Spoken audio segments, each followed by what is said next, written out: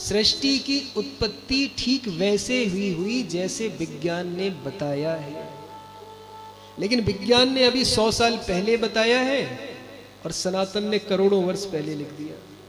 वेदों में तो अभी 5500-600 वर्ष पहले लिखा गया है ये सब। जैसे जैसे विज्ञान ने बताया वैसे ही सृष्टि की उत्पत्ति हुई। ध्यान से सुनना कैसे। पहला क्या बोलते हैं, सबसे पहले एक कोशीय जीव की उत्पत्ति हुई थी, ऐसा ही हुआ था विज्ञान के अनुसार। एक शैल का पहले एक कोशीय जीव आया। और हमारा सनातन क्या कहता है कि नारायण पहले अकेले यहां विचरण किया करते थे। अकेले नारायण है, एक एकाग्र है, अपने आप में लीन है। उसके बाद कितने कोशीय आए, फिर 2 कोशीय जीव आए। यही पढ़ाते हैं ना साइंस में। जब 1 से 2 होने की इच्छा हुई तो नारायण ने ब्रह्मा जी को बना दिया। फिर उसके बाद जलचर आए जो जलों में रहने वाले थे, तो भगवान का मत्स्य अवतार आता है। उसके बाद ऐसे लोग जो जल में और थल में दोनों में रह सके, तो कच्छप अवतार, सूकर अवतार आता है, वाराह अवतार आता है। वराह अवतार जिसकी कथा आज सुनेंगे। इस प्रकार से जिस प्रकार से सृष्टि की उत्पत्ति विज्ञान में बताई है, उन्होंने आज बनाई है, बताइए सनातन ने 5500 वर्ष पहले ही लिख दिया था कि सृष्टि कैसे उत्पन्न हुई है। तो सबसे पहले नारायण, नारायण से ब्रह्मा जी को आदेश हुआ कि सृष्टि करो। ब्रह्मा जी ने 10 मानस पुत्रों की रचना की। सनक सनंदन सनातन सनत कुमार की रचना की और उनसे कहा कि जाओ जाकर सृष्टि की रचना करो, सृष्टि उत्पन्न करो, सृष्टि को आगे बढ़ाओ। सनकादिक मुनि कहते हैं हम तो बस सन्यासी ही ठीक है। ये सन्यासी बन गए। ब्रह्मा जी को क्रोध आया, भ्रगुटी फटी तो रुद्र भगवान का अवतार हो गया। बोले रुद्र भगवान की जय हो। रुद्र भगवान का अवतार हुआ। रुद्र भगवान से कहा सृष्टि करो, तो रुद्र भगवान ने सृष्टि शुरू की। कैसी? बिच्छू, सांप, कांतर, तीतर, ये सब जितने भी हैं, भूत प्रेत वैताल, सब कुछ भगवान शंकर बनाने लगे। अब भगवान जब बनाने लगे तो ब्रह्मा जी ने कहा बस प्रभु अब ठीक है, इतनी सृष्टि चाहिए, अब इससे आगे मत बढ़ाओ। हाथ जोड़ के निवेदन किया तो वो नारायण के ध्यान में भोले बाबा हिमालय पर स्थापित हो गए, बैठ गए।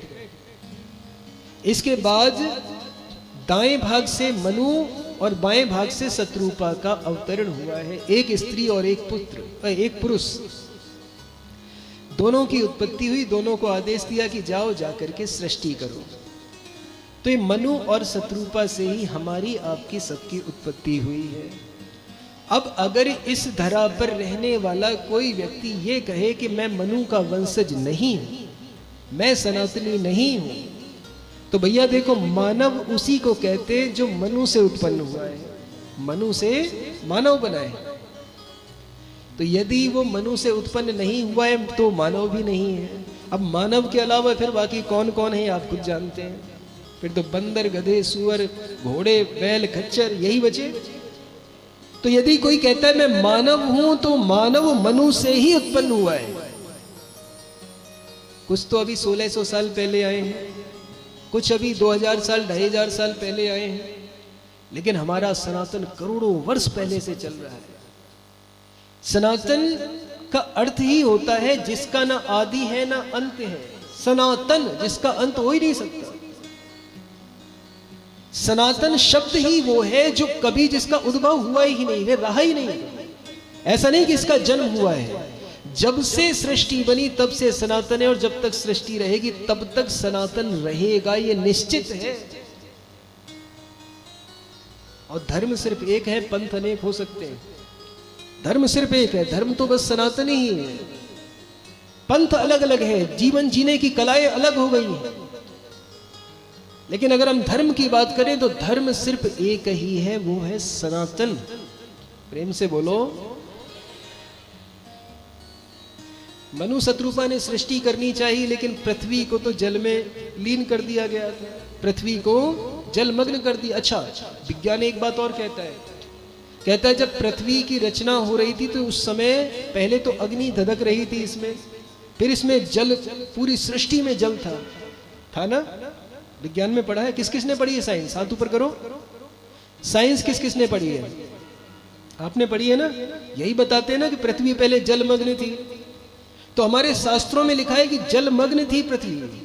किसने किया था? हिरण्याक्ष नाम के दैत्य ने पृथ्वी को जल में डुबो दिया। दरअसल माजरा क्या है कि हमारे वेदों में जो ज्ञान छुपा है ना, उस ज्ञान को समझना हमारे लिए आसान नहीं है। इसलिए हमारे ऋषि मुनियों ने इस ज्ञान को, इस विज्ञान को कथाओं के माध्यम से, जैसे बहुत से आजकल टीचर आपने देखे होंगे, टीचर गा गा करके आपको चीजें याद करवा देते हैं, तो वैसे ही हमारे सनातन धर्म में भी हमारे वेदों के ज्ञान को कहानियों के माध्यम से बनाया, जिसको हमने पुराण कहा। क्या कहा?